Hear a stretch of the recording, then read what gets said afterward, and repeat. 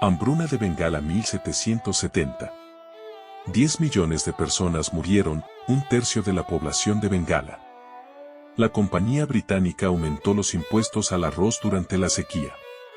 Exportó granos a Inglaterra mientras la gente se comía hojas y barro. Warren Hastings, gobernador general de la compañía, justificó la hambruna diciendo: "El mercado debe regularse por sí mismo".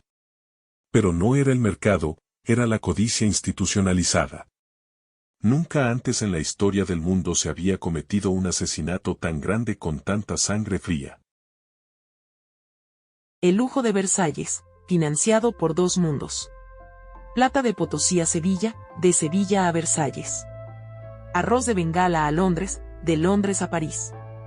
Impuestos coloniales al Tesoro Real, del Tesoro Real a decoración de palacios. El Palacio de Versalles costó más de 100 millones de libras en su construcción y mantenimiento, equivalente a cientos de miles de millones hoy.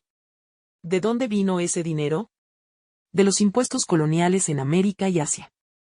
De los préstamos a banqueros que especulaban con el comercio esclavista, y del trabajo no remunerado de millones de campesinos, esclavos y obreros. En 1789. El gasto anual de María Antonieta en vestidos, 200.000 libras. El ingreso anual de un campesino francés, 30 libras. Mientras tanto, en la India, la compañía británica enviaba 5 millones de libras esterlinas al año a Londres en dividendos. Mientras Bengala se convertía en un cementerio. Dos pobrezas, un mismo sistema. No hubo metrópoli próspera contra colonia pobre. Hubo una élite global que vivía del sufrimiento de dos mundos. El mismo sistema que permitía el lujo en Versalles exigía la miseria en Cádiz y Calcuta. Porque el capitalismo colonial no necesita solo colonias, necesita pobres en todas partes.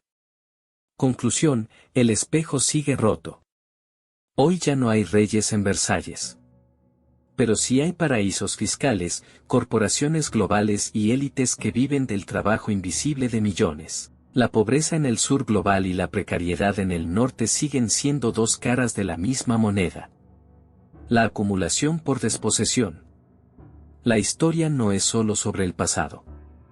Es una advertencia. Mientras el lujo de unos dependa del hambre de otros, ningún imperio es sostenible. Versalles no se construyó con oro. Se construyó con silencio. El silencio de quienes pagaron. Y nunca fueron nombrados.